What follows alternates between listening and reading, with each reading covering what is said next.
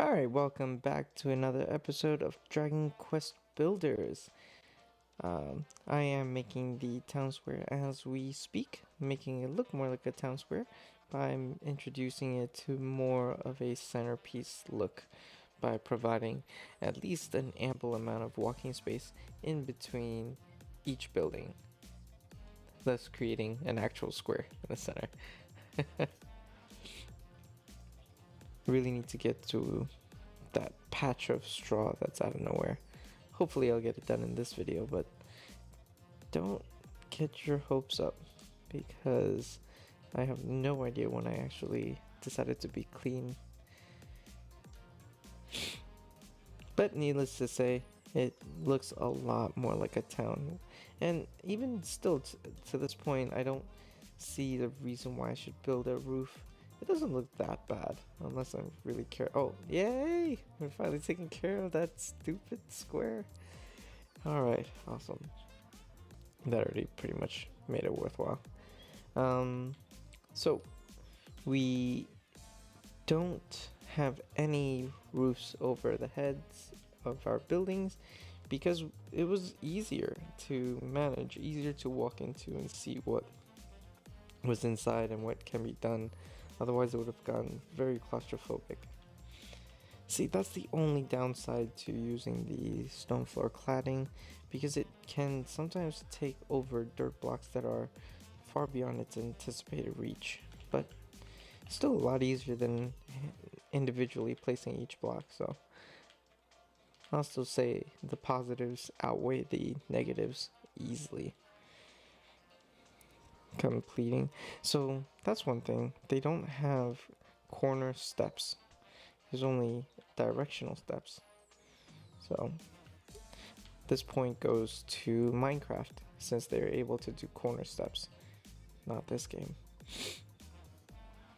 But it's not a big difference or or an issue for that matter. So I'm not going to complain about that or really see it as a downside. Oh, this is the one where I finally get into the pyramid and get one of the coolest items. The moment you've all been waiting for. So I think at this point I decided to finally finish, well, not finish per se, or finish updating the city and go back on my quest. I really wanted to. It's hard to get the charge attack out as a basically the link move where you charge up and you do the spinning attack, because all it takes is one hit and you lose that concentration and it breaks your charge. So a lot of it is based on timing and positioning, otherwise you're pretty much screwed.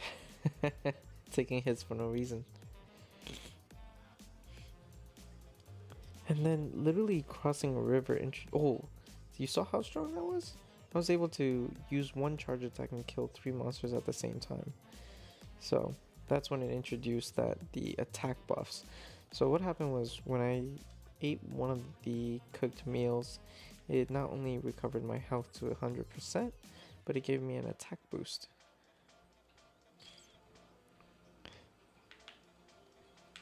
See, I even lured the other character in so they could get them both in striking distance to do the charge attack.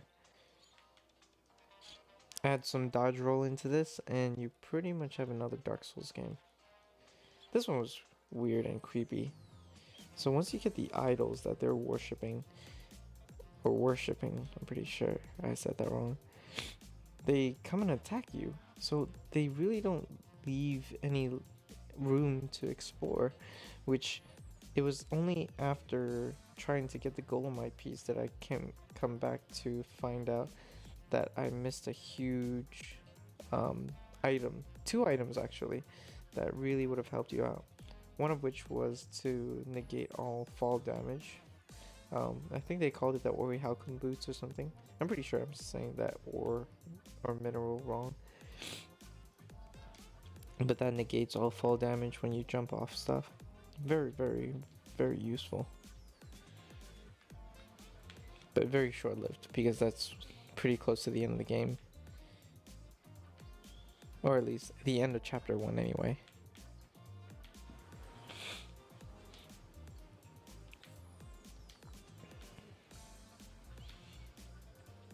And this is pretty much going to be a long material gathering section.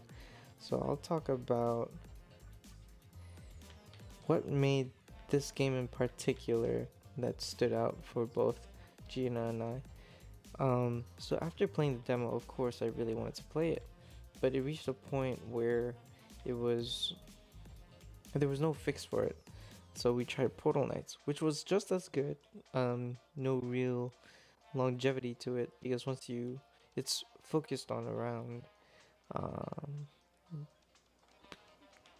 leveling your character like an RPG, so you can fight bosses, of which we really didn't feel that invested into, because these skills that would have made your class fun weren't really at all engaging, but at the same time they were like one-time use items, and it was just very limited as to what you can or can't do, although the fighting was intense. Weird, because you could dodge roll.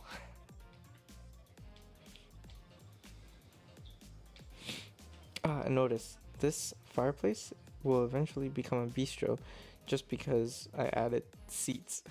So it becomes a restaurant. But that's it though. It's nothing else crazy about Portal Knights. There wasn't much to go back to. And once we defeated the final boss, it just kind of died then and there. Although we were in the middle of building a city, it just didn't seem like there was anything else to do. These idols, so cool. So once you've collected it and you place it down on the floor, once it detects either myself or an enemy walks in front of it, it's gonna shoot out flames. How cool is that? One thing I liked about Minecraft was the whole redstone triggering pressure plates, so that once you had a monster or an item press on a plate, it could trigger certain items. I believe the update where they included item dispensers, or the ones that shot arrows out, it was so cool. You get to set up your own turrets, create traps. That was, I believe there was like a whole guidebook as to how to use redstones. It's so intense. I've seen people make pianos, computers, like operable computers with redstone layouts. They're able to trigger certain responses depending on how it goes down the sequence, which in all honesty, that's essentially what programming or any programming is ones and zeros. It still blows my mind today as to how deep redstone triggering was in Minecraft, and it really allowed for your imagination to take root at that point. But no such thing here so far. The only thing that gets triggered is the spatial awareness in front of the statue, and if you're close to it, fire will shoot out. And then it was only until later that I decided to add both of them together to really do ultimate damage, so that not only are they damaged by the spikes below, but they're also burning. The addition of those two just really changed the defense game entirely. Oh, here we are making the restaurant. And barbecue bistro. The main difference, or the main benefit of that, is as long as you're in your safe zone with that kind of a restaurant running, you will never lose hunger. So you don't waste any items. Not gonna complain about that. And at this point I wanted to see what else I could make fancier. The final touches of my town square. How cool is that? It kind of started to look like a ritual. It's like where I go to hang people. Which is funny, well, not really funny, but it reached the point where Rollo and LaRouche started arguing with each other, and Rollo suggested that we shouldn't have someone this pessimistic in the city that would halt growth. And I agreed. He was such a pessimist, LaRouche that is, that I wanted to see if I could kick him out. Here's when I incorporated two of the evil idols facing each other to get as much damage as possible.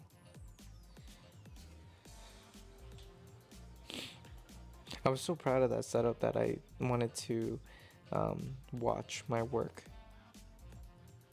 complete itself while enemies attacked. I would just stand on top and see all the enemies just burn and get hurt over time. Overall, fun for the family.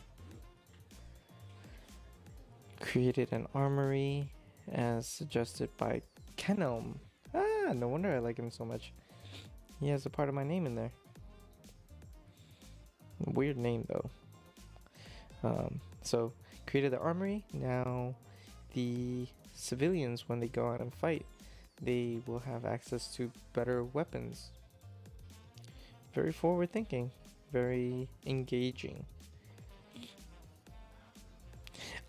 Where I would like to see this is essentially reach a point where we have a top-down simulation game like this, builder, but also RTS, where you could command an army. How cool would that be? I think that's the future right there. If they could create a good balance of a game like that, where you had armies or you had to develop your town as fast as possible, gather ingredients. I don't like those like one-time maps where like StarCraft, but I could see this really working out, where you and your friends essentially will fight against hordes of monsters or armies from other people, and it's up to you and your people of your town to really be able to defend itself. How cool would that be? Like create your own barracks, armory, and strategies, defenses. It's kind of like Fortnite, but with more RTS and builder-esque. So you're truly in charge of how you progress as a city. Now that, folks, is the idea of the next mix of genres. So much so it is kind of its own genre in itself. It's a sandbox builder RPG RTS game. Pretty ridiculous at that point. There was a similar game like that on the web, or like MMORPG, which was where you get to command your own team. You would go around the PvP map and you would face other players and their armies, and your character will either boost or attack with the army that follows you. You need to gather more. You could build defense structures, you can build armory barracks, and you pretty much took the fight in front of you. It was a pretty fun game, but it died very shortly after because there wasn't that much variety in the game, and there was very easy ways to develop a metagame, and it became the skill required just was way too high at that point to really enjoy. You kind of had to learn the metagame, you had to learn how to beat other people's challenges, which, I don't know, it just seems like a steep plateau of a skill barrier. But then again, that comes with all PvP games, so I guess I'm complaining about one of the main features of those kinds of games in the first place. Oh, Watchtower. This one was weird. I really did not like how this item looked. It's just a pile of dirt and staircases, and boom, they call it a watchtower. But it did serve for a very good function. LaRouche would go up this watchtower and he will alert the town to fight if he sees enemies coming in, which is great in essence, but it just looks like doo-doo. It's just dirt. Ain't nobody like that. And if I haven't mentioned it before, this game works very well with its resources. It brings the most underrated item, which is the dirt block, and makes it one of the most useful blocks. Like, I had to go out to mine dirt. I had to go out to get dirt. Needless to say, though, I would not prefer it any other way. It makes use of a item that you'll have a lot of, and it makes you save everything. But then in due essence, it makes every other floor block that you come by, clay, sandstone, sand, it just, they don't really have a function. Actually, my chest is pretty much filled with those accessory blocks or miscellaneous blocks. But thank you for sticking through to this 15-minute long video, guys. It felt great. But otherwise, thank you for watching, and I'll see you all in the next video.